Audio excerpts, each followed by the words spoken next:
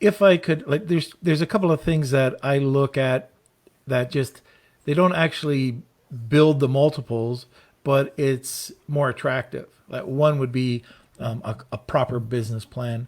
The other one would be building out SOPs so you could do a turnkey operation when somebody's looking. Just makes life easier. It doesn't really do anything for, I don't think, to the multiples.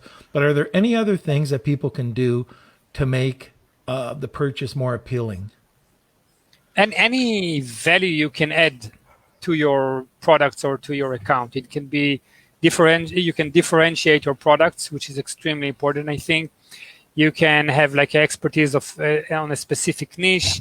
You can, as you said, have many SOPs or even VAs that you can sell as a package. One like the buyer who bought my business took two of the VAs in the deal. If you have unique design patents or even patents, any of these things will help you get an extra value if you're launching products, if you're in a niche that is like trending, but in the beginning of the trend.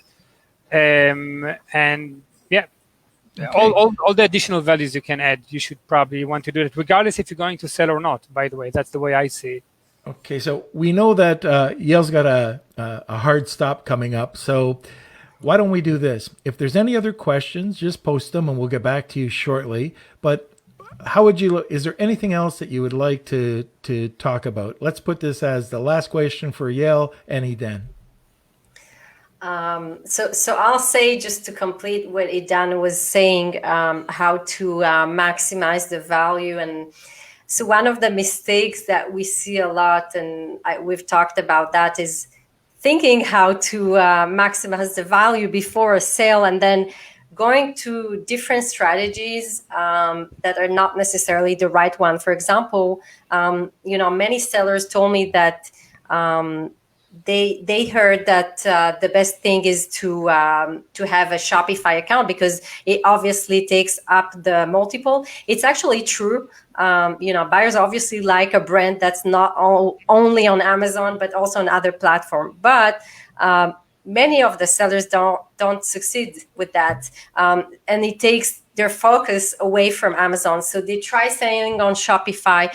They're trying to advertise on Facebook, and they're focusing on that for a while, and they spend a lot of money, and then they spend money on consultants, and the profit goes down as well as their attention.